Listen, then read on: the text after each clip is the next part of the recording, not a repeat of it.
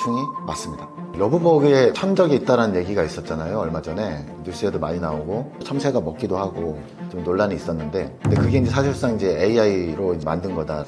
러브버그가 집안에 들어오기도 하는데요. 이게 또 쌓이게 되면은 엄청난 악취가 나거든요. 일종의 뭐 구린내 비슷하게 이렇게 나는데, 얘만 딱 없앨 수 있냐? 근데 아직까지는 뭐 그거 없습니다. 전무하다고 보시면 됩니다. 단 하나 이제 천적이 있다면 이라고 합니다. 이 러브버그를 퇴치할 수 있는 방법은 지금 현재로서는, 네, 저는 해충 방제를 천직으로 삼고 있는 해충 방제, 해충 박멸 전문가 이대일입니다. 러브버그가 집안에 들어오기도 하나요? 사람이나 반려동물에게 해를 끼치나요?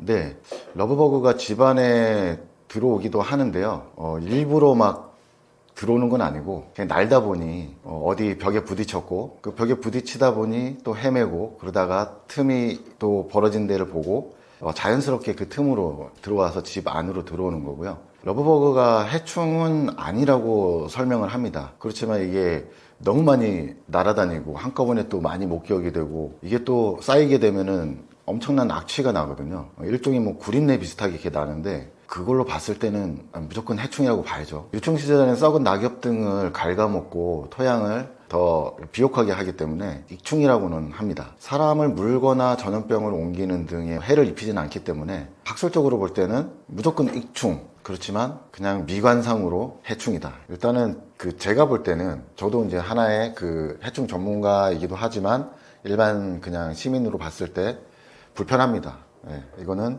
해충이 맞습니다. 왜 러브버그는 유리창 주변이나 실내 조명에 몰리는 걸까요?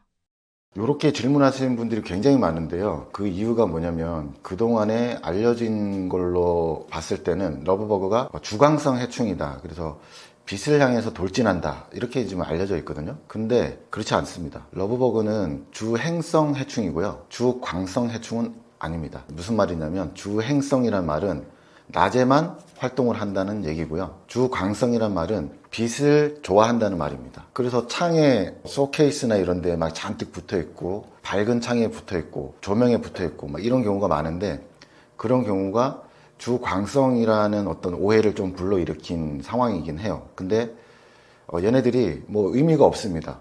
이 해충이 밤이 됐는지도 모르고 밝으니까 그냥 계속 날아다니는 겁니다. 그래서 이 밝은 곳에서 계속 활동하기 때문에 붙어 있고, 이런 것들이 없어지지 않기 때문에 많다, 다른 곳에 비해서, 이렇게 보이기 때문에 이런 질문들을 많이 하시는데, 이런 부분은 조금 이제 약간 오해가 있으신 것 같습니다. 일단 주행성 해충, 밤에는 활동하지 않는다, 낮에만 활동한다, 이렇게 아시면 좋을 것 같습니다. 러브버그가 특정 지역에만 많이 나타나는 이유는 무엇인가요? 네, 이 부분도 이제는 특정 지역에만 많이 나타난다라고 볼 수는 없고요. 그동안은 그랬습니다. 한 몇 년 동안 인천 계양산이라든가 뭐 북한산, 저기 서울 서북부 뭐 이런 데에 많이 나타나다가, 이제는 뭐 서울 전역에 다 보이니까요. 전체가 다 퍼진 거죠. 그래서 이걸 조금 더 공간을 좀 좁혀보면, 왜 우리 카페는 나오는데 저기 우리 친구 카페는 왜 안 보이느냐, 이렇게 또 물어보시는 분들이 계시거든요. 이유는 단순합니다. 서식지가 바로 그 인근에 있기 때문이죠. 바로 그 썩은 나뭇잎이 쌓인 곳, 그리고 그 고온다습한 환경이 여름철에 계속 유지가 되는 그런 곳에는 러브버그가 살기가 너무 좋습니다. 그래서 그런 환경 주변에 그냥 집중적으로 보인다, 뭐 이렇게 설명할 수 있겠습니다. 러브버그의 유충은 어디에서 서식하며 성충은 얼마 동안 생존하나요? 명료하게 말씀드리면, 유기물이 썩고 있는 모래성 토양, 뭐 이렇게 설명드릴 수 있습니다. 그런 데가 뭐 우리나라에 뭐 한두 군데가 아니죠. 뭐 모든 산이 다 그렇고요. 모든 뭐 언덕이나 어떨 때는 잔디밭에도 뭐 그런 뭐 환경들이 있고요. 그래서 얘네들이 주로 사는 데는 잔디밭, 그 다음에 산, 일단 뭐 썩은 나뭇잎이 있는 곳이라면 어디든지 다 살 수는 있는데요. 일단 습도가 유지가 되면서 썩은 나뭇잎이 이렇게 쌓인 곳이라면은 어디든지 생존이 가능한, 좋아하는 장소입니다. 근데 이제 거기가 고온다습한 환경이 같이 어우러지면 최적의 장소가 됩니다. 그래서 거기에 이제 알을 낳고 애벌레가 돼서 성충으로 이제 우화가 되면, 우화가 되는 순간 성충 중에 수컷들은 이제 암컷을 찾아 이제 군무를 추기 시작합니다. 오르락 내리락, 오르락 내리락. 그렇게 군무를 추다가 이제 암컷을 만나게 되는데, 암컷을 만나게 되면 대략 뭐 경쟁률이 한 8대1 정도라고 합니다. 그래서 뭐 어쨌든 이렇게 만나서 이제 사랑을 나누게 되겠죠. 그 순간부터 러브버그는 이제 합체가 돼서 대략 한 3일에서 5일 정도 수컷은 그렇게 삽니다. 그러다가 수컷은 생을 마감하게 되고 암컷은 뭐 하루 이틀 더 살다가 이제 알을 낳고 죽게 됩니다. 그래서 암컷의 총 아무리 길어봐야 그 수명이 한 7일 정도 된다고 봅니다. 러브버그가 차량에 붙으면 페인트가 손상된다는 말이 있던데 사실인가요? 예, 그 사실입니다. 일단 그 러브버그 체액이 산성이다 이렇게 이제 뭐 매체에서 많이 얘기를 하는데 그건 또 좀 잘못된 얘기긴 해요. 먼저 이걸 한번 짚어보면은 러브버그의 체액은 중성입니다. pH 기준이 있잖아요. 0에서 14까지. 그러면 7 정도가 딱 중성이거든요. 근데 러브버그 체액은 한 6 정도가 됩니다. 그러니까 중성인데 왜 차의 코팅을 손상시키고 색을 변화시키냐 이렇게 이제 질문들도 하시는데 이 러브버그가 죽으면 24시간 이내에 이 산성으로 이렇게 변화가 됩니다. 이 체액이. 그러면서 대략 pH 한 3이 자몽 정도고 pH 한 4 정도가 귤 정도거든요. 근데 얘가 pH 4.25 정도의 수준으로 이렇게 산성화됩니다. 그러면서 이게 햇빛을 받으면 이게 이제 증폭되겠죠. 또 이 산성액이 그 햇빛과 같이 이게 융화되면서 붙어 있는 다른 것들을 이렇게 산화시킵니다. 그렇기 때문에 자동차에 붙었을 때 최대한 빨리 그걸 제거를 해주시는 게 가장 이제 예방하는 방법이죠. 그걸 그냥 그대로 놔두고 그 다음날 햇빛을 한번 쫙 받으면 그냥 차가 쫙 그냥 코팅 다시 해야 됩니다. 러브버그 퇴치의 효과적인 방법이나 장치, 천연 퇴치제가 있나요? 이 러브버그를 퇴치할 수 있는 방법은 지금 현재로서는 없습니다. 그리고 천연 그 퇴치제 이것도 제가 볼 때는 뭐 거의 없다 이렇게 봐야 됩니다. 일단은 뭐 천연 퇴치제 처음부터 먼저 한번 말씀드리면 러브버그를 퇴치할 수 있는 방법으로 많이 떠오르는 게 요즘에 그 소방대원들이 산에 올라가서 이제 막 물을 뿌려대잖아요. 물을 맞으면 이제 떨어집니다. 얘가 당연히 엄청 약한 놈이고 비행 능력도 엄청 약해서 그냥 이렇게 뭐 날고 있는 놈들도 그냥 뿌리면 떨어집니다. 하다못해 비가 많이 쏟아져도 죽습니다. 그냥 바닥에 붙어서. 그렇게 약한 놈들인데 왜 얘가 방제가 안 될까?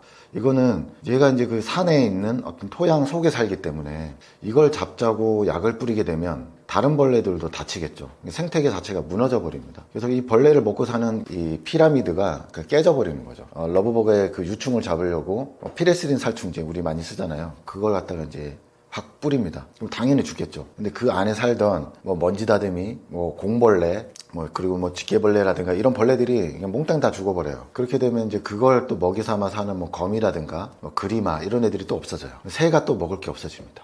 뭐 이런 식으로 계속 그 먹이 사슬의 채 말단이 없어지는 그 역할을 해버리기 때문에 살충제는 절대로 사용해서는 안 되는 그런 지금 상황이기 때문에 박멸이 어려운 겁니다. 또 이제 이 빛에 끌린다는 얘기가 또 있었잖아요. 포충기를 설치를 해서 잡아내면 어떠냐. 예를 들면은 동양하루살이가 대발생했을 때 지금도 대발생하고 있는 중입니다. 근데 요즘엔 또 많이 안 보이잖아요. 그 이유가 한강에 보면은 부유식 포충기를 띄워놨어요. 오징어 배처럼. 그래서 이제 번쩍번쩍 빛이 나니까 동양하루살이가 그쪽으로 다 몰리거든요. 걔는 확실히 주광성이에요. 빛에 끌리는 파리 같은. 그래서 동양하루살이가 굉장히 많은 수 퇴치가 되거든요. 거기서 그냥 일정에 조금만 날아들어서 다른 어떤 뭐 저녁에 밝은 가게라든가 뭐 편의점 같은데 날아드는 그런 거밖에 없어서 많이 보이지 않는 지금 현재 상황인데 이 러브버그는 그것도 어려워요. 주광성이 아니기 때문에. 그래서 이 혹시나 이게 주광성이다라고 처음에는 판단하고 이걸 시험해본 사람들도 많거든요. 근데 한계에 부딪힙니다. 왜냐하면 그 빛으로 밝게 이렇게 포충기로 여러 대를 설치를 해서 끌어들이겠다는 목적으로 설치를 해봤지만 이 너무 넓어요. 산이. 이 포충기라고 해봤자 이 반경 한 뭐 20-30m 뭐 이렇게 커버를 하는데 너무 넓은 지역에서 한꺼번에 많이 나오기 때문에 포충기로 아예 되지도 않고요. 그리고 포충기를 설치를 많이 했다 하더라도 이 개수가 턱없이 모자란 거죠. 왜냐하면 바로 코앞에 풀이 우거져 있고 나무가 있고 그러니까 빛이 그쪽으로 발산이 되지 않습니다. 그래서 모든 구역에 빛이 발산이 되고 모든 서식지에서 나오는 것들이 그 빛을 보고 만약에 그쪽으로 이동을 한다 이러면은 어느 정도 뭐 가능성이 있겠지만 뭐 그것도 이제 실패로 뭐 보시면 되는 거죠. 주광성이 아닌 것 때문에 그거는 애초에 아예 그 실험 자체도 좀 무의미했고요. 예전에 우리나라 이제 코로나 때 코로나에 대해서 우리는 좀 무지했어요. 그래서 그냥 막 공중에 막 약을 막 뿌리고 그랬잖아요. 뭐 날라다니는 거 이런 거 막 잡겠다. 그리고 얘네들이 가라앉으면 그것도 이제 뿌려서 잡겠다. 그리고 막 정말 무식했죠. 이 그 살균제를 이 연기처럼 막 이렇게 피워댔어요. 막 뿌려대고 사람한테 엄청 안 좋거든요. 잘못하면은 좀 평생 후유증으로도 갖고 갈 수 있는 그런 살충제보다 더 안 좋은 그런 상황을 계속 연출을 했었거든요. 그래서 코로나에 대해서 무지했을 때 우리가 정말 별의별 진짜 이상한 짓을 다 했잖아요. 근데 똑같아요. 이게 지금 이제 코로나에 대해서 밝혀지고 나니까 아 이제 이거는 뭐 이렇게 하면 된다. 어차피 코로나는 막을 수 없었다. 이제 이렇게 이제 밝혀졌지만 러브버거 똑같아요. 얘가 이제 생기니까 우리나라에서 이제 이걸 연구하고 일본이나 뭐 중국에서도 연구했지만 아직 몰라요. 이 러브버그에 대해서 제대로 아는 사람이 없다는 거죠. 그래서 계속 추측만 하고 막 뭐 이것저것 테스트해보고 막 그러다 실패하고 이 과정을 한 10년 정도는 저는 겪어야 또 어떤 방법이 또 나온다고 생각을 합니다. 동양하루살이처럼. 동양하루살이도 대략 한 10년 이상 그렇게 막 힘들었거든요. 이제 부유식 포충기 이런 게 이제 하고 또 얘네들이 생태가 또 어떻다. 한강 뭐 그 가에 사는 줄 알았는데 중간에 그 모래층에 살고 있었다. 뭐 이런 게 밝혀지면서 그러면 얘네들이 모래층에서 중간에서 올라올 때 그 중간에서만 잡아내면 되는 거 아니냐라는 이제 아이디어로 부유식 포충기를 이제 설치하게 된 거거든요. 그래서 효과를 봤잖아요. 근데 러브버그는 지금까지의 모든 상식이 통하지 않는 그런 벌레가 돼버렸죠. 그런데 이것도 재밌는 게 미국의 플로리다 대학교에 놈 네플라 교수가 있는데 이분이 거의 선구자격이에요. 말하자면 이제 플로리다에서는 1970년대부터 이게 대발생이 됐었거든요. 그때부터 이분이 이제 연구를 하신 거예요. 그래서 지금 50년 정도. 그러다 보니까 이 연구 자료나 이런 것들이 축적되어 있는 것들을 이제 최근 들어서 이제 우리나라에 이제 좀 알려지고 그걸로 이제 그 방제법을 좀 마련하고자 이제 좀 하고 있는데 그 놈 네플라 교수의 말을 따르면 방제법이 없다고 합니다. 네, 뭐 실제적으로 방제법이 없기 때문에 이거는 얘를 잡자고 하면 다 죽는다 이런 표현을 할 수 있습니다. 러브버그는 어떻게 보면은 뭐 이제 예측해서 행동하는 게 제일 좋다고 하거든요. 그게 뭐냐면 올해 만약에 그러니까 2022년도 대발생했을 때 그때의 대발생한 구역이 이제 산 위주였거든요. 그 산 밑에 지역이었고 그러면 내년에는 얘네들이 이 산 밑에 지역까지 내려와서 이제 알을 이렇게 낳았으니까 그 알 낳는 장소, 그러니까 산 위에서 알을 낳아야 되는데 얘네들이 밑에까지 내려왔어요. 그러면 알 낳는 장소가 그냥 정해져 있어요. 뭐 퇴적층, 예. 말하자면 낙엽을 쌓아놓은 자리, 뭐 이런 데거든요. 그런 데서부터 얘네들이 이제 알을 나왔다라고 판단을 하고 선제 대응을 하는 거죠. 환경을 개선해버리면 돼요. 뭐 뒤에 엎어버린다든가 아니면 낙엽을 이렇게 다 갈아서 뿌리는 장비 있잖아요. 뭐 나무를 톱밥으로 만드는 장비 같은 거 그런 데다 넣어서 한번 싹 갈아버리든가 그런 식으로 해서 뭐 크게는 그렇게 넓게 전체를 다 하는 거는 저는 불가능하다고 생각을 하고요. 그래서 얘는 어차피 아열대성 지금 해충이 이렇게 발생된 거는 우리나라도 아열대성 기후가 이제 진행되고 있다고 이제 보는 건데 어쩔 수 없이 이제 앞으로는 같이 살아가야 되는 해충이기 때문에 일부 그 산에서 나오는 건 어쩔 수 없어요. 일부가 아니지만 엄청 많은 수. 그렇지만 얘네들이 내려와서 다시 재확산되는 거는 조금 막을 수 있을 것 같아요. 뭐 그냥 화단 한번 뒤엎고 좀 넓은 뭐 공원 같은 거 한번 뒤엎고 갈아내고 뭐 이러면 될 것 같습니다. 뭐 그거는 뭐 제 생각이지만 되면 좋겠습니다. 러브버그 천적이 나타났다는 얘기가 있던데요. 사실인가요? 예, 러브버그에 천적이 있다는 얘기가 있었잖아요. 얼마 전에 뉴스에도 많이 나오고. 근데 그게 이제 사실상 이제 AI로 이제 만든 거다라는 게 이제 밝혀져서 좀 논란이 있었는데 사실 이 러브버그를 먹는 벌레가 종종 보이긴 해요. 진짜로 참새가 먹기도 하고 뭐 비둘기가 먹기도 하고 뭐 기타 뭐 거미가 잡아먹는 것도 조금 보이고요. 그렇지만 이게 아주 극소수예요. 그렇다고 이게 뭐 천적이다 이렇게 말할 수도 없고요. 그래서 러브버그의 천적은 아직까지 발견되지 않았습니다. 단 하나 이것도 이제 그 레플라 교수의 이제 그 얘기인데 단 하나 이제 천적이 있다면 곰팡이균이라고 합니다. 그래서 곰팡이균이 러브버그 유충에 휩싸이게 되면 이제 죽는 거거든요. 그렇게 해서 러브버그가 급감이 됐던 시기가 2010년 정도에 이제 급감이 됐었는데 이제 뭐 조사를 해보니 곰팡이균이 일부에서 발견됐다. 뭐 이런 얘기가 있어요. 추정입니다, 추정. 뭐 곰팡이균이 러브버그를 뭐 대량으로 뭐 살생하지 않았냐 뭐 이런 얘기가 있었습니다. 그래서 그거를 근데 또 곰팡이균을 퍼뜨릴 수가 없잖아요. 이걸 잡자고. 사람이 또 어떻게 될지도 모르는데, 그러니까 해충 방제라는 거는 항상 사람에 대한 안정성이 확보가 된 상황에서, 그리고 생태계의 안전이 확보가 된 상황에서 얘만 딱 없앨 수 있냐, 이걸 연구하는 거거든요. 근데 아직까지는 뭐 그거 없습니다. 전무하다고 보시면 됩니다. 러브버그가 너무 짧은 생을 살아요. 그래서 이 뭐 대략 뭐 7일 정도 사는데, 7일 정도 살고 이 천적이라는 것들은 죽은 걸 먹는 걸 천적이라고 하진 않잖아요. 살아있는 걸 먹는 걸 이제 천적이라고 하고, 그리고 또 얘네들이 아예 번식 못하게 막아주는 역할을 하는 것들을 천적이라고 하는데, 지금 뭐 사실상 이 러브버그의 최대의 천적은 인간이죠. 사람이 물을 뿌려대고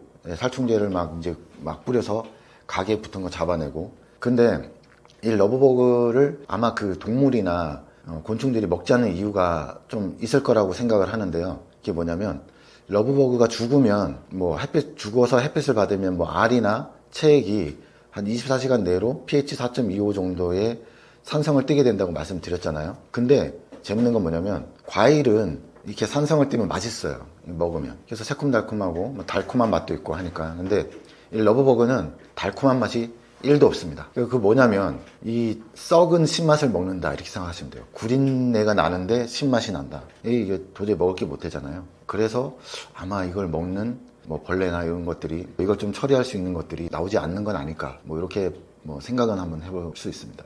여름철 유독 해충 활동이 왕성한 이유가 뭔가요? 그리고 이때 특히 조심해야 할 해충은 무엇인가요? 여름철에 대부분 벌레가 다 어느 정도 일정 온도 이상이 돼야 부화가 됩니다. 알의 형태에서. 그렇기 때문에 여름철에 당연히 많은 거고요. 고온다습한 환경에서 이렇게 많이 나오는 건 당연하고, 특히 좀 이제 여름에 많이 좀 조심해야 될 거, 대표적으로 바퀴벌레죠. 그리고 뭐 진드기, 쥐, 뭐 집안에서는 뭐 존벌레나 먼지다듬이 뭐 이런 애들을 좀 조심하셔야 됩니다. 우리 집 해충 외부에서 유입되는 걸까요? 아니면 이미 집안에 잠복해 있던 걸까요? 해충 유입 경로를 차단하는 가장 효과적인 방법은 무엇인가요? 일단은 그 제로 베이스라고 생각해 보세요. 새 집이에요. 아예 아무것도 없는 상태입니다. 근데 갑자기 뭔가 하나가 나왔어요. 무에서 유가 창조되는 거잖아요. 그런 일은 없죠. 이런 세상에. 그런 일은 없습니다. 그래서 외부에서 내부로 유입이 된다라고, 대부분의 해충은 그렇게 일단 처음에 먼저 시작됩니다. 그 유입되는 경로는 아주 다양합니다. 물건이 들어올 때 따라올 수도 있고, 내가 뭐 벌레가 많은 장소에 가서 붙여서 올 수도 있고, 그리고 창문이나 그 문틈으로 침입하는 경우도 많고요. 이렇게 한 3가지 정도가 뭐 대표적으로 볼 수 있어요. 나를 따라서 오는 경우, 짐을 따라서 오는 경우, 그 다음에 벌레가 직접 침입하는 경우, 뭐 이렇게 볼 수 있습니다. 그래서 이 벌레 유입을 차단을 하려면 일단 뭐 가장 손쉽게 할 수 있는 게, 창문이나 문틈에 방풍막을 잘 이렇게 씌워서 이렇게 붙여서 틈을 없게 만드는 게 제일 효과적입니다. 그거 틈이 있는지 없는지를 어떻게 알 수 있냐면, 손가락에 뭐 물을 조금 묻힙니다. 이렇게 물이 없으면 침도 괜찮아요. 이렇게 묻혀서 창문에다가 이렇게 틈에다가 손을 대보면 바람이 많이 들어오는 공간이 있어요. 그럼 거기는 그냥 뚫려 있다, 이렇게 보시면 됩니다. 이렇게 느껴지잖아요, 차갑게. 그리고 또 하나는 낮에, 낮 시간에, 아주 밝은 시간에, 그때 창문 틈을 이렇게 그 창문과 창문이 붙어 있는 공간을 이렇게 들여다보면은 거기에 빛이 이렇게 새어 들어오는 공간이 보여요. 그럼 빛이 들어오면 벌레도 들어올 수 있다, 이렇게 판단하시면 좋습니다. 그리고 현관문의 경우, 그것도 마찬가지예요. 현관문의 경우는 보통 바깥에 빛이 현관문으로 이렇게 와닿지 않기 때문에, 이럴 때는 후레쉬를 활용하시면 좋아요. 한 분이 바깥에서 문 뒤에서 후레쉬를 문틈에 쭉 비춰줍니다. 그러면 안에 계신 분이 그 후레쉬에서 나온 불빛이 안쪽에서도 포착이 되는지 이것만 확인하시면 돼요. 그래서 빛이 들어오는 공간이 딱 보이네, 그럼 그 공간을 막으시면 돼요. 그거는 뭐 시중에 마트, 뭐 요즘에 뭐 다이소 뭐 이런 데 가면 다 있습니다. 그러니까 방풍막, 방풍지 이런 걸 사다가 재단을 해서 잘 이렇게 붙이시면 틈을 막을 수 있고요. 간편하게 그렇게 예방할 수 있습니다. 그리고 집안 내부를 통해서 올라오는 경우도 아주 드물지만 간혹 있습니다. 그 하수구를 통해서 올라오는 경우를 말씀드리는 건데요. 이건 뭐 거의 확률로 따지면 한 1%도 안 될 거예요. 근데 이렇게 올라올 때는 그냥 이것도 아주 단순하게 하수구 내부를 살충해 준 다음에, 그냥 그 트랩 있죠? 그 물이 내려갈 때만 벌어지는 그런 트랩을 사다가 그냥 딱 끼우면 해결됩니다. 바퀴벌레, 개미, 진드기 등 해충별로 가장 효과적인 예방 및 초기 퇴치법이 있다면 알려주세요. 그러니까 우리가 대표적으로 지금 뭐 퇴치하고 싶은 벌레들이 바퀴벌레, 진드기, 쥐, 뭐 종벌레 뭐 이런 것들이 있는데 그리마 뭐 이런 것들. 일단 뭐 대표적으로 바퀴벌레를 말씀드리면 국내에 서식하고 있는 바퀴 대표적으로 한 4가지 정도 말씀드릴 수 있는데 일본 바퀴, 미국 바퀴, 먹바퀴, 독일 바퀴 뭐 이렇게 4가지고요. 그 외에도 경도 바퀴가 있고 또 요즘에 유행하는 산바퀴가 있습니다. 여기에서 이제 가주성 바퀴, 그러니까 실내에서 번식이 가능한 바퀴와 실내에서 번식이 어려운 바퀴를 구분하자면 실내에서 번식 가능한 일본 바퀴와 대표적으로 또 독일 바퀴 이렇게 2가지가 있고요. 그 나머지 이제 미국 바퀴, 먹바퀴, 뭐 산바퀴, 경도 바퀴 이런 애들은 거의 실외에서 90% 이상 이렇게 산다고 보시면 됩니다. 근데 이제 이 바퀴를 구분 짓는 이유는 만약에 미국 바퀴나 뭐 일본 바퀴나 먹바퀴나 이런 애들이 나오면 창문 틈을 좀 먼저 의심해 봐야 돼요. 그래서 창문 틈을 막는다든가 얘네들이 집 안으로 들어오는 어떤 형태가 어떤 거냐면 틈을 찾아서 돌아다녀요. 막 이렇게 돌아다니다가 창문 틈이 딱 있으면 거기를 막 밀어요. 조그만 틈이 있으면 밀다가 못 들어가네. 그러면 조금 더 큰 틈. 그래서 또 밀어요. 그래서 들어갈 수 있는 틈이 있다면 뚫고 들어오는 거죠. 그런 식으로 들어오기 때문에 틈을 막는 게 가장 좋은 방법이고요. 그거는 이제 외부 서식이기 때문에 외부에 나가서 또 서식지를 찾아서 없애면 뭐 없어지기도 하는데 찾는 게 어렵지. 일단 외부에 나가서 찾는 자체가 어렵기 때문에 그거는 이제 뭐 전문가의 어떤 영역이기도 하고, 그래서 이제 실내에 사는 바퀴벌레에 대해서 이제 뭐 퇴치법 이런 걸 정확하게 말씀드릴 수 있는데, 실내에 사는 이제 독일 바퀴와 일본 바퀴인데, 일본 바퀴도 실외에 거의 한 80% 이상 살고 실내에 뭐 한 20% 정도 산다고 보시면 됩니다. 근데 일단 독일 바퀴 기준으로 말씀드릴게요. 독일 바퀴 같은 경우는 일단 뭐 알이 부화가 되는 시기가 뭐 한 4주 이내에 무조건 부화가 되거든요. 똑같아요. 이 벌레를 잡는 이 시기, 뭐 횟수 이런 걸 정할 때 항상 알이 언제 부화가 되냐 이것만 생각하시면 돼요. 그러면 처음에 이제 독일 바퀴한테 먹이를 먹이잖아요. 짜는 약, 그 치약같이 생긴 거 있죠. 짜는 약.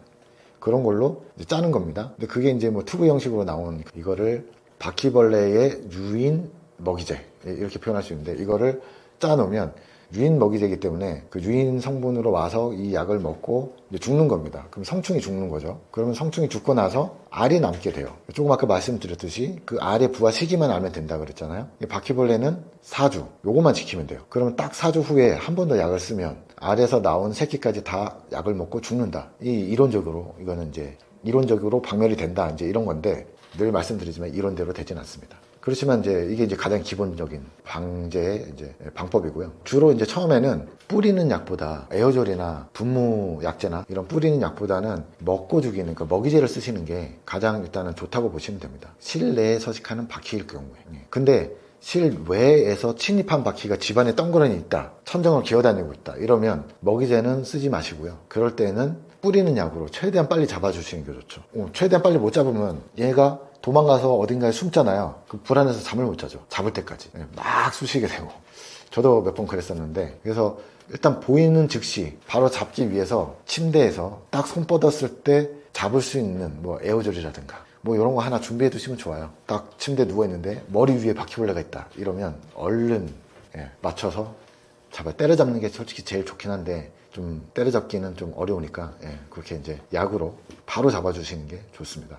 뭐 그거 외에 이제 뭐 퇴치법을 말씀드리면, 벌레는 이 일맥상통하는 게 있어요.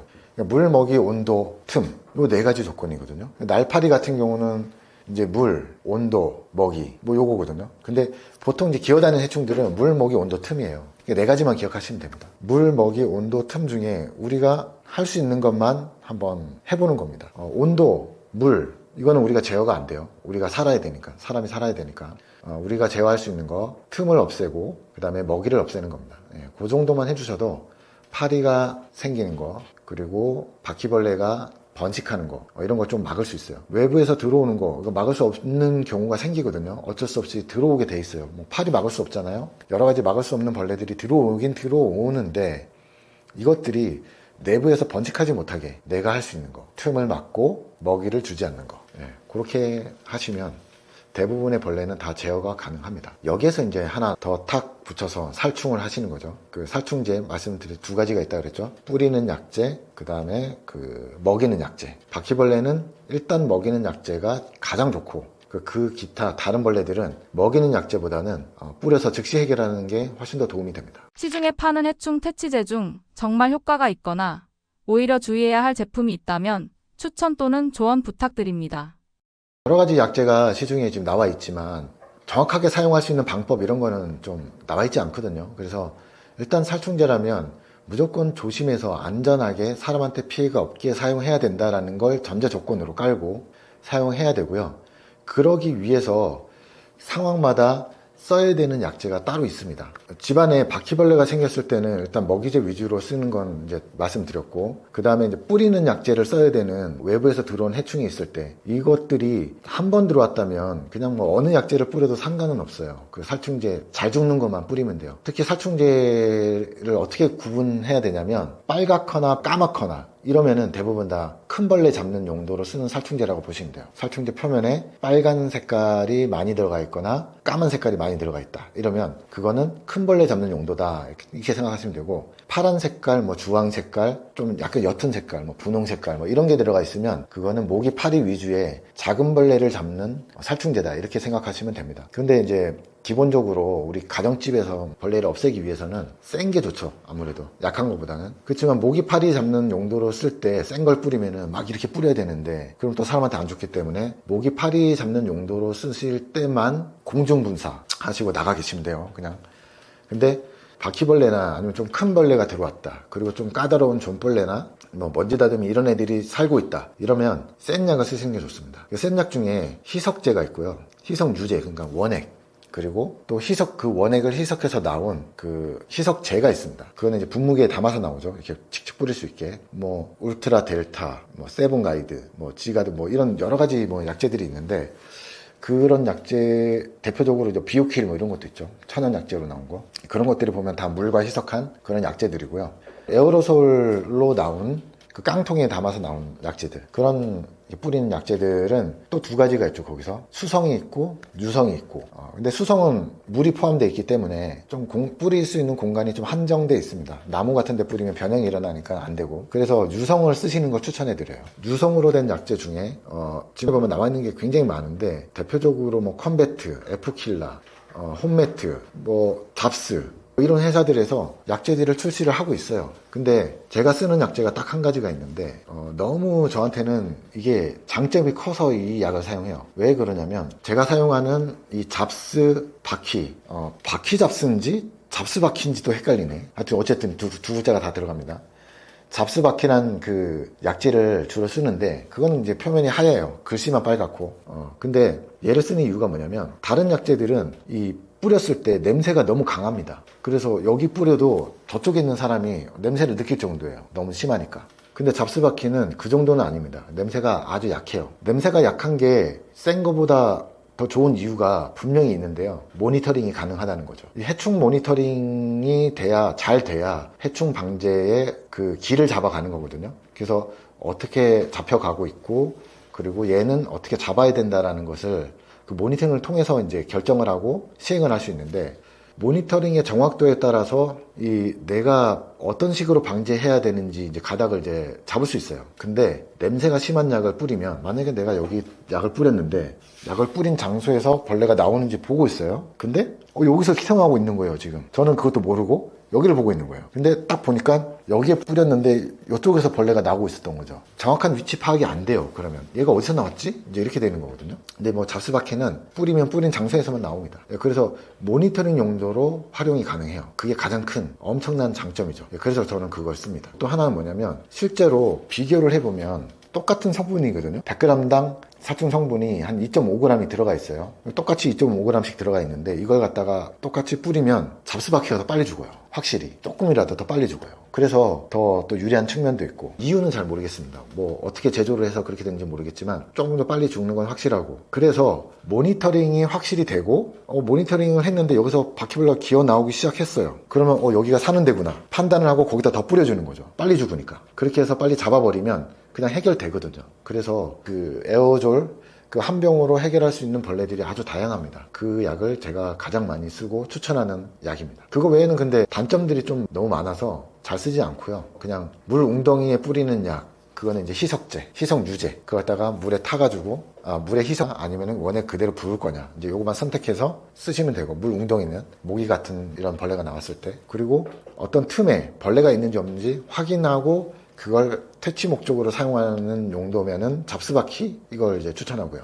그리고 집안에서 서식하는 벌레를 잡을 때도 잡스바퀴를 추천하긴 하는데, 만약에 이게 이제 그 독일바퀴다 하면은 이거는 이제 먹이 약제를 먼저 사용해 보시는 게 좋다고 말씀드릴 수 있습니다. 그리고 그 시중에 나오는 뭐 끈끈이 유인 트랩 같은 것들이 있거든요. 예를 들면 쌀에서 나오는 화룡공 나방을 잡는 그 트랩인데 효과가 엄청 좋아요. 쌀에서 벌레가 생겼을 때 그거 설치하면 뭐 약을 뿌리지 않아도 어느 정도 해결될 정도로 잘 잡힙니다. 근데 여기서 이제 조금 활용을 제대로 해야만 되는 그 트랩이 있는데, 존벌레 트랩입니다. 네, 존벌레 트랩은 어디에 사용하냐에 따라서 굉장히 좀 역효과도 날 수 있어요. 왜 그러냐면 존벌레 트랩에 그 유인하는 성분이 묻어 있는데, 그 유인 트랩을 설치하게 되면 모니터링이 조금 어려워져요. 말하자면 침대 옆에 설치를 했는데 소파에 있는 것도 침대에 가서 붙는 거죠. 그러니까 소파에 원래 서식지가 있었는데 침대인 줄 알고 침대를 막 뒤지게 돼요. 그러다 보면 소파를 놓치게 되고 침대만 작업을 하게 되고 이런 현상이 있을 수 있고요. 그래서 유인 트랩을 설치할 때는 좀 한정된 공간에 하는 게 좋아요. 넓은 공간이 아니라 옷장이라든가 아니면 창고 이런 데 설치하는 게 좋고, 그리고 패치 형태의 그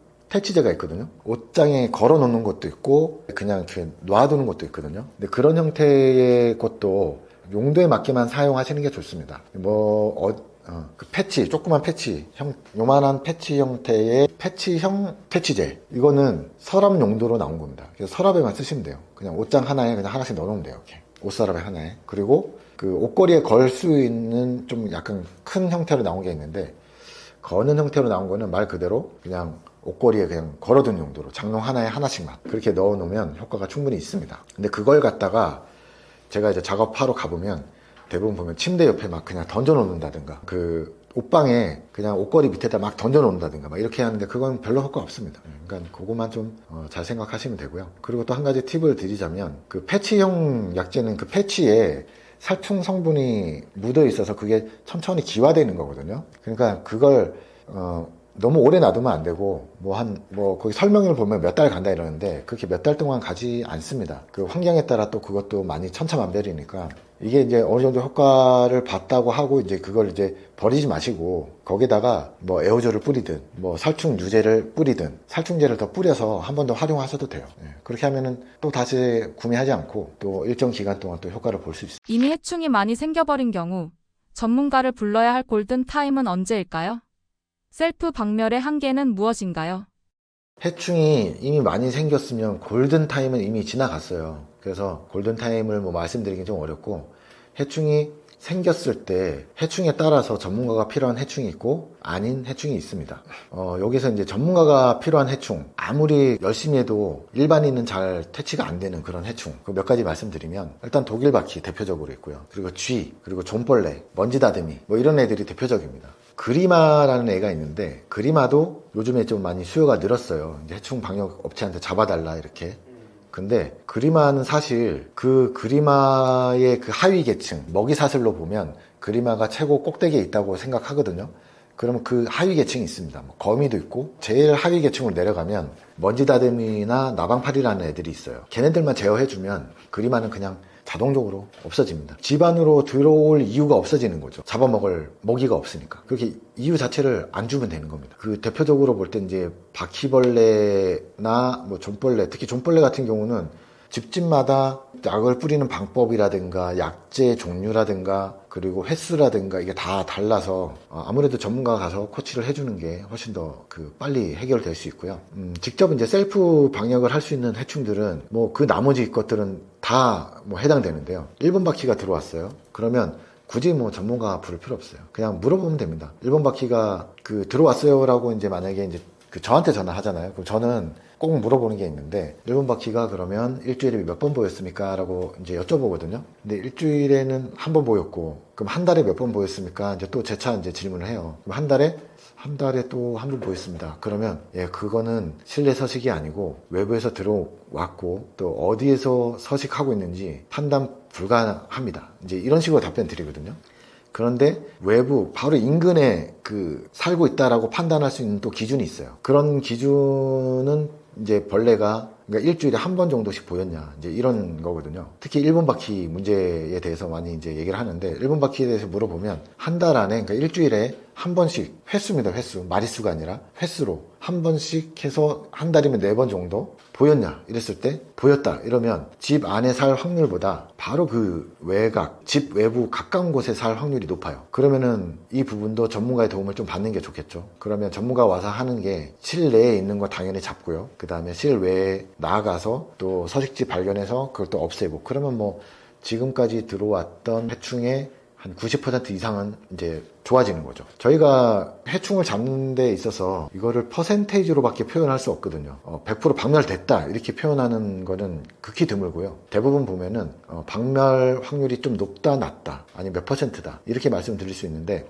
전문가를 통해서 하더라도 전문가가 오면은 90% 이상 박멸한 상태에서 이제 그 나머지 10% 정도가 외부 요인일 수도 있고 아니면 집안에 사는 어떤 사람의 습관 때문에 계속 생기는 걸 수도 있고, 그렇기 때문에 그 부분도 전문가의 생각을 듣고 뭐 틈을 막는다든가 아니면 내가 청소를 한다든가 이렇게 이행을 좀 해주시는 게 좋습니다. 어쨌든 벌레를 싫어하시는 분들이 외부에서 들어오는 벌레가 뭐 한 마리가 들어왔든 2마리가 들어왔든 이거에 대한 어떤 그 해결점이 잘 안 잡히고, 그리고 또 이 벌레를 도저히 볼 엄두가 나지 않고 벌레에 대한 공포증이 있으신 분들은 전문가의 도움을 무조건 받으셔라 이렇게 말씀드릴 수 있고요. 벌레에 대한 공포증이 없으신 분들이라면 외부에서 침입하는 벌레에 한해서 그냥 직접 셀프 방역을 하시면 됩니다. 이때 이제 가장 선택을 잘해야 될 게 약재 선택입니다. 제가 아까 추천드렸죠? 그거 바퀴잡스. 그냥 집안에 하나 두시면 거의 만병통치약처럼 이게 어디 숨었네 그리고 뿌려보면 돼요. 그냥 튀어나오면 더 뿌리면 됩니다. 네, 그렇게 사용할 수 있습니다. 다가오는 가을, 겨울 등 계절별로 해충 관리에 특별히 신경 써야 할 부분이 있을까요? 해충 박멸 이후 재발 방지를 위한 장기적인 관리 팁도 알려주세요.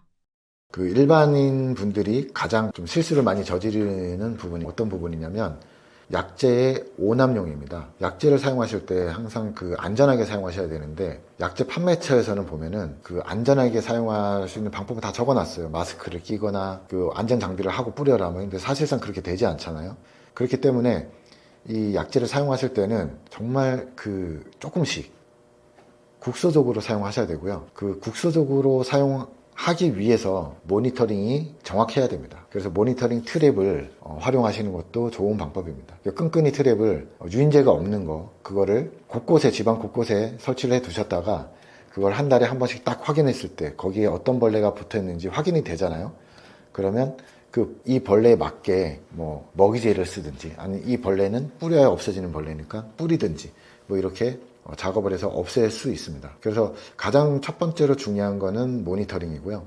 그 다음에 이제 또 중요한 거는 살충제 선택인데, 모니터링 이후에 살충제가 선택이 됐다면 가장 안전하게 살충제를 사용하셔야 됩니다. 그 모니터링이 중요한 이유가 아까 말씀드렸듯이 어떤 부분에서 뭐가 나오냐 이걸 판단하기 위해서잖아요. 그러면 이제 그 부분만 살충하시면 돼요. 그걸 이제 국소적으로 살충한다. 그러니까 그 부분만 살충한다. 이제 이렇게 표현할 수 있는데, 그렇게 살충제를 사용하셔야 됩니다. 그래서 모니터링이 필수입니다. 그리고 인터넷 카페 같은 데 보면은 별의별 얘기가 다 있죠. 그런 거 다 믿을 얘기가 별로 없고요. 믿으시지 마시고 직접 그냥 뭐 전문가를 통해서 좀 상담을 좀 해보시는 게 훨씬 더 좀 도움이 되실 거예요. 해충의 발생 형태가 조금 바뀌는데요. 일단 해충이 다들 덩치가 커집니다. 가을에는 좀 큰 벌레들이 많이 나와요. 뭐 딱정벌레라든가 풍뎅이 이런 것들도 큰 게 많이 나오고, 그리고 가을에는 특히 이제 모기가 많이 발생하게 되죠. 그래서 틈새 관리라든가 이런 거 더 유념해야 되고요. 바퀴벌레도 가을에 거의 폭증을 하는 때가 있어요. 9월 달에 특히 그런데 왜 그런지는 잘 모르겠습니다. 생각은 해볼 수 있는데 뭐 제가 뭐 생각해본 바로 말씀드리면, 바퀴벌레 같은 경우는 이제 가을쯤 되면 날씨가 선선해지잖아요. 그러면은 당연히 바퀴벌레 번식이 조금 더 저하돼야 된다라는 생각을 갖고 있는데 갑자기 폭증을 해요. 어느 순간 한 2주에서 한 3주 간격 정도 되는데 9월 초에서 한 9월 한 셋째 주, 넷째 주까지 뭐 이렇게 쭉 폭증하는 기간이 있거든요.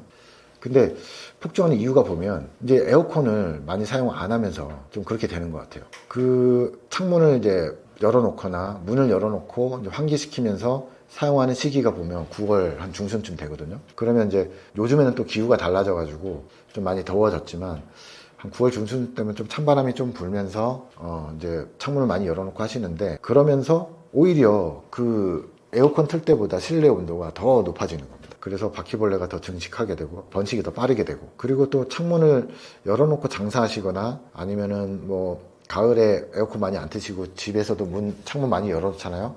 창문을 열어놓으실 때는 창문에 틈이 있는지를 항상 확인하셔야 돼요. 그래야 모기의 침입을 막을 수 있고 기타 뭐 다른 벌레들의 침입도 막을 수 있습니다. 겨울에는 뭐 벌레가 그냥 뭐 없어지는 계절이니까요. 뭐 특히 뭐 신경 안 써도 되고, 가주성 해충 중에 존벌레 같은 경우 겨울에도 계속 조금씩 늘어나긴 하거든요. 근데 겨울 같은 경우 이제 모든 해충들이 거의 이제 본업을 하고 있지 않은 형태이기 때문에 좀 쉬셔도 돼요. 겨울에는 해충에 대해서 고민 좀 덜 하셔도 되고, 그러다가 3월달, 4월달부터 조금 긴장하시면서, 그래서 우리 집에 어떤 벌레가 있는지 알아볼 수 있는 방법은 그 모니터링 트랩을 활용하는 게 가장 좋습니다. 그 모니터링 트랩을 여러 군데, 특히 그 벌레가 잘 다니는 어두운 곳에 이렇게 끼워놓는 거죠. 그렇게 설치를 해놓는 상태로 한 달 이상 설치를 해놓으면 우리 집에서 이 공간에는 이런 벌레가 나오고 저 공간에는 저런 벌레가 나오고, 이걸 한 달 단위로 체크를 해놓는 겁니다. 그러면 체크한 그 내용이 쌓이게 되죠. 만약에 한 1년 정도를 한 장소에 이 트랩을 이렇게 놔두었다. 그러다가 1년 만에 이 트랩을 수거를 했어요. 근데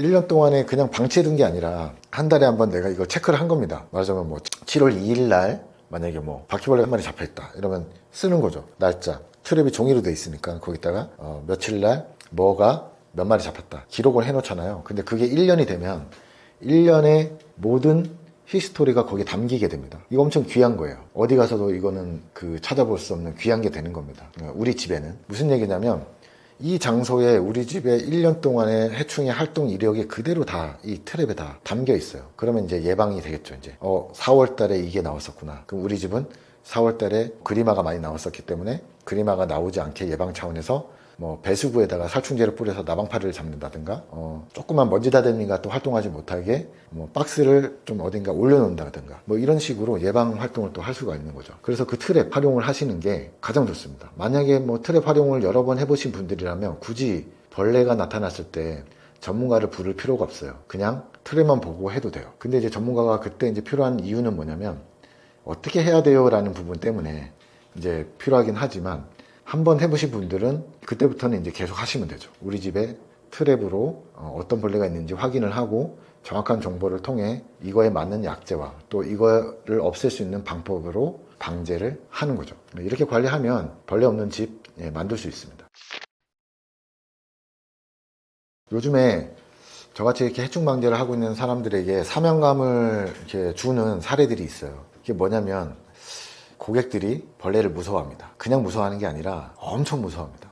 그래서 벌레 공포증이라는 표현을 하는데, 거미증후군 뭐 이런 것처럼 벌레 한 마리만 보면 꼼짝도 못하고 아무것도 못하고 벌벌 떠는 이런 분들이 요즘에 엄청 많아졌어요. 환경이 바뀌기도 하고 문명이 더 발달되기도 했기 때문에 그건 이제 어쩔 수 없는, 앞으로 더 많아질 건데, 제가 생각하는 이 해충 방역은 고객님 집에 있는 벌레를 잡는 것도 해충 방역이지만, 고객님 머릿속에 계속 떠다니는 그 해충도 좀 잡고 싶다, 이런 생각이 듭니다. 그래서 요즘에는 계속 그 상담을 통해서 이 마음의 안정을 좀 찾아드리고 벌레 공포증을 조금 이겨낼 수 있도록 제가 좀 유도도 해드리고 그렇게 지금 진행하고 있습니다. 저는 진짜로 해충을 천직으로 생각하고 있고요. 해충 방제를 너무 재밌습니다. 재밌게 이렇게 일을 하고 있으니 혹시라도 해충 방역을 배우고자 하시는 분들 언제든지 연락 주시고요.